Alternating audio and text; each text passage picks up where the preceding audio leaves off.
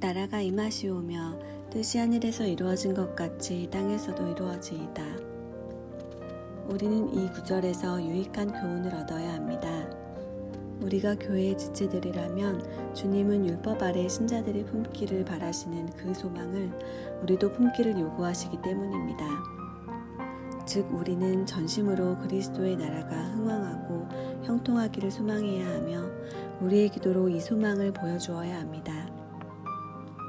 기도에 더 큰 담력을 얻으려면 하나님이 우리에게 기도할 말을 규정해 주신다는 사실에 주목해야 합니다. 만일 우리가 하나님이 불러일으키시는 열정을 우리의 냉랭함이나 무관심으로 소멸시킨다면 우리의 나태함에 화가 있을 것입니다. 그러나 우리가 하나님의 인도와 권위에 따라 드리는 기도는 결코 헛되지 않을 것임을 깨달읍시다. 우리가 기도에 게으르거나 지치지 않는다면 하나님은 당신의 나라의 신실한 수호자가 되셔서 무한한 능력으로 그 나라를 지키실 것입니다.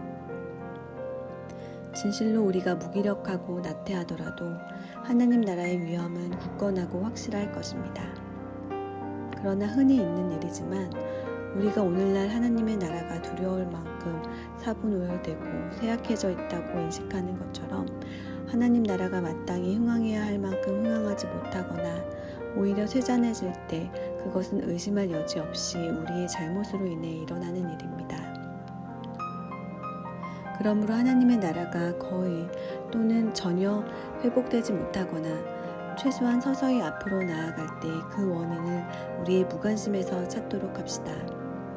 우리는 매일 하나님께 나라가 임하시오며 라고 간구하지만 진심으로 그렇게 소원하는 사람은 100명 중에 1명도 채 되지 않습니다.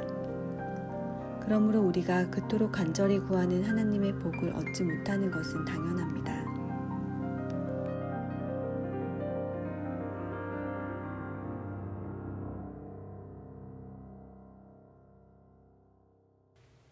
그러므로 우리에게 큰 대제사장이 계시니 승천하신 이 곧 하나님의 아들 예수시라. 우리가 믿는 도리를 굳게 잡을지어다. 우리에게 있는 대제사장은 우리의 연약함을 동정하지 못하실 리가 아니요 모든 일에 우리와 똑같이 시험을 받으시니로되 죄는 없으시니라. 중보자가 참 하나님이자 참 인간이어야만 한다는 점은 중대한 문제였습니다. 우리 죄악은 우리를 하늘나라에서 완전히 격리시켜서 하나님과 이따한 사람이 아니면 화평을 회복할 중재자가 될 수 없었습니다. 아담 자손 중에 그런 사람이 누가 있겠습니까? 아담의 모든 자손은 하나님을 보기만 해도 두려움에 떨었습니다. 천사 중에 누가 중보자가 될 수 있었겠습니까? 천사들도 하나님께 연합시켜주는 머리가 필요했습니다. 우리가 하늘로 올라가는 것은 불가능하므로 하나님이 우리에게 오시지 않는다면 상황은 절망적이었을 것입니다. 하나님 아들이 중보자가 되신 것은 합당한 일이었습니다.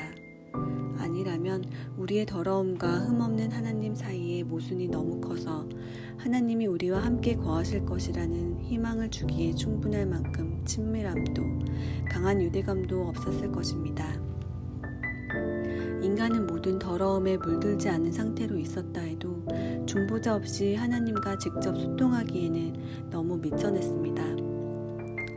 그러면 인간이 치명적인 타락으로 사망과 지옥에 던져지고 너무 많은 얼룩으로 더럽혀지고 부패로 인해 혐오스럽게 되어 온갖 저주로 뒤덮였을 때 인간의 처지는 어떠했겠습니까? 바울이 중보자인 그리스도를 사람이라고 천명한 것은 이유가 있습니다.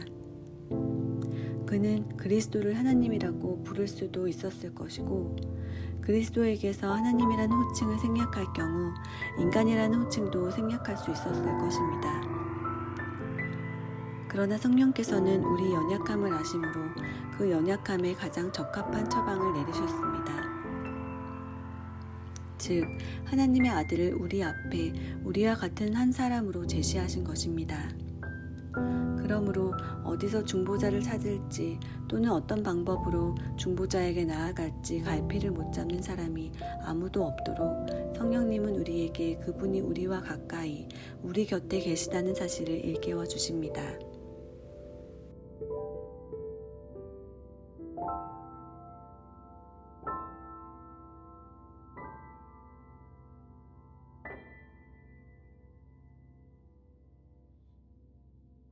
여호와여, 우리가 주께 바라는 대로 주의 인자하심을 우리에게 베푸소서. 신자는 굳은 확신을 가져야 한다고 말할 때 우리의 논적들은 우리가 이 세상에서 가장 말도 안 되는 말을 한다고 생각합니다. 그러나 그들이 참된 기도를 해본 적이 있다면 그들은 하나님의 선의에 대한 이 확고한 의식이 없이는 하나님께 합당한 간구를 드릴 수 없다는 사실을 이해할 것입니다. 그러나 믿음의 능력을 마음속에서 느끼지 못하면 믿음의 능력을 제대로 인식할 수 있는 사람이 아무도 없는데 헛된 상상 외에는 아무것도 경험해보지 못했음을 명백히 보여주는 이런 부류의 사람들과 논쟁하는데 무슨 유익이 있겠습니까?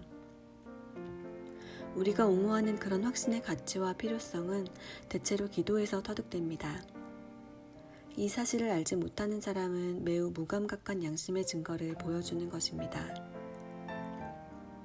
그러므로 이렇게 눈이 먼 이들은 논외로 하고 우리는 바울의 말에 우리의 생각을 집중합시다. 바울은 복음에서 하나님의 자비에 대한 지식을 얻고 그 자비가 자신에게 언제든 베풀어질 준비가 되어 있다고 굳게 확신하는 이들만이 하나님께 간구할 수 있다고 말합니다.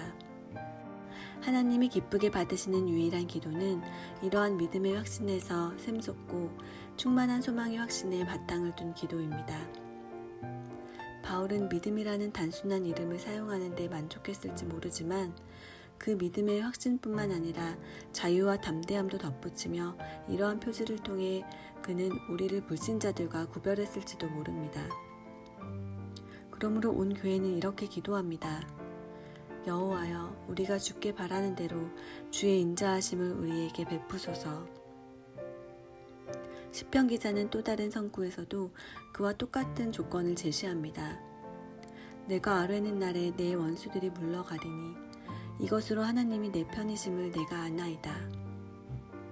아침에 내가 주께 기도하고 바라리이다. 이러한 여러 말씀에서 우리는 기도의 믿음이 수반되고 그 믿음 속에서 우리가 망대에서 기다리듯이 조용히 하나님을 기다리지 않으면 그런 기도는 헛되이 허공에서 흩어지는 기도일 뿐이라는 사실을 알 수 있습니다.